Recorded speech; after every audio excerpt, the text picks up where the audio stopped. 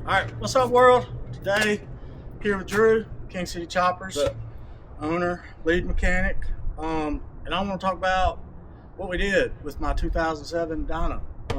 It's a Street Bob, FXD. So basically what we did is we went through this entire bike as far as maintenance and wear items go. We started from the front, went all the way to the back. So Drew helped me out. He rebuilt the front end for me. We had Stephen Franks paint the lowers and some side covers for us. Basically any of the gloss black stuff that you see that looks new and like jewelry, that's gonna be Stephen and his dad. Did all that work. In the front, we went up 2 inches. I wanted to be a little bit taller. And then went up a little bit in the back too, didn't you? Yeah, went up a little bit in the back. We got new progressive springs up front. Just went with drag specialties, the adjustables. These are set at like 13.5 inches now compared to the 12 inches where they were. Went through all my wheel bearings and stuff needed to be replaced. So I brought that to Drew. Drew replaced those for me. They're 20 years old. They needed to be replaced. Went through, put solid riser bushings in from Thrashing Supply. It's Marlin S. Forged mirrors up here. Basically the thing was loaded down with a bunch of Curock and junk, so that all hit the garbage. Phone mounts, mirrors, all the stuff, the pegs, shifters, and then I decided to drop the dual vents and Hines and run this stainless SBC 2-in-1 mid-length exhaust. SBC's the best out there. It runs good, it sounds good. Drew and his team, they did that for me as well. They put that on. And any of these parts that we're talking about, if you hit up Drew, he'll be able to get these for you. Doesn't matter what it is, it can all be ordered. I went through and replaced all the hardware with grade 8 hardware. Drew and his team also did all my brakes. We put Lindell pads on, we freshened everything up, got them bled, ran a new brake line up front, extended it. Gosh, Drew, we went through this thing nut and bolt. About the only thing we didn't do is just tear the engine down. Yeah.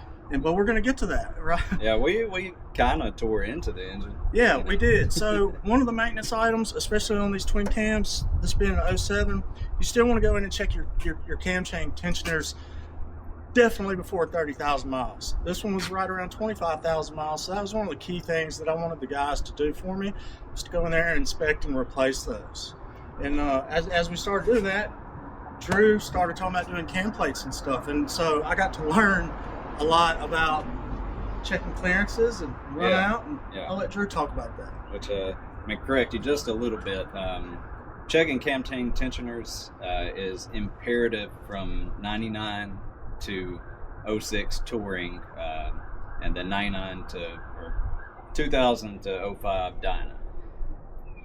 06 Dyna and up, 07 touring and up, they've already got the hydraulic cam chain tensioners. But yeah, 30 thousandths on those early twin cams.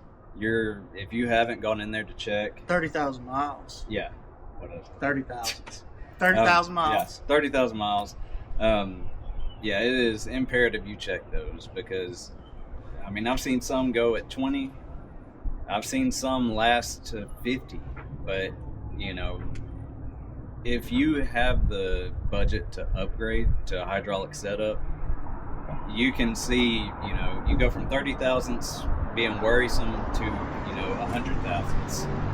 But while we were in there, we wanted to check everything anyways. We went ahead and replaced those tensioners that he had in there just because we already had it out. We replaced the cam bearings. We were going to do an upgraded oil pump and cam plate, but this is something else that is very imperative, and what we've learned through years of experience is you have to check your Runout before installing any of these parts. So the upgraded oil pumps and cam plates, they run a lot tighter tolerance than the stock Harley-Davidson setup.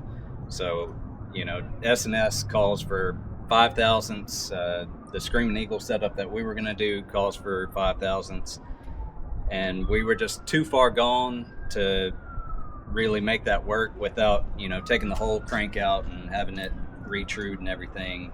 So Harley-Davidson, in the manual, they give you an allowable tolerance. Yes. And like for this year model bike, it's a pretty big tolerance. It's 12 thousandths, which is, like Drew was saying, you really want to be at 3, somewhere less than 5 or 6 max.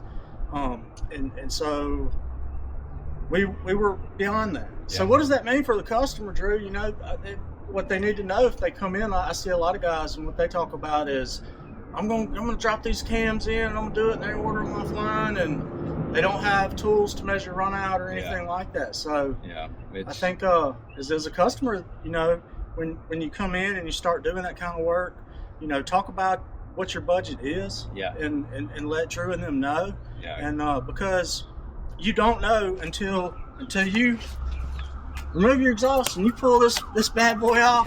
You don't know what's going on, you know, and so that's why we always, you know, there are so many people out there who are mechanically minded, and far be it from me to tell you not to do something to your Harley-Davidson motorcycle, but the best choice is to bring it to us. Like I said, we have years of experience on this, years of training under David Crane at DC Cycles and Ronnie Crane. Let's talk about, we kind of did a bike check. We went through, we listed parts, we listed maintenance items, freshened up all the suspension, tightened everything up, went into the cam chain tensioners. So let's talk about the future. What happens if your crank is beyond that allowable tolerance where you can run the performance setups, the Screaming Eagles, the ones that are going to give you better oil pumps, better cam plates, better oiling? Those tolerances are really tight though. So there's some options out there. If your motor's like this, you can rebuild it. And not only can you rebuild it, you can rebuild it better. Absolutely. And then basically that consists of what happens there, Drew? Basically, you know, it'd be removing the engine, completely disassembling, splitting the cases, getting that flywheel assembly out, and then we would then send it off to the professionals who can really true it. Yeah, there's a couple people out there, A1 Cycles. And there's a few of them that are, basically what they'll do is they'll true it up, give you a 0, run out. They'll true it, they'll weld it, they put the bottom case back to you, and then they'll ship it back to you. And then at that point, you're ready to start making horsepower. Hell yeah. For sure. Especially, you know, the twin cams they're becoming antiques. You know, the very early twin cams are now considered antiques.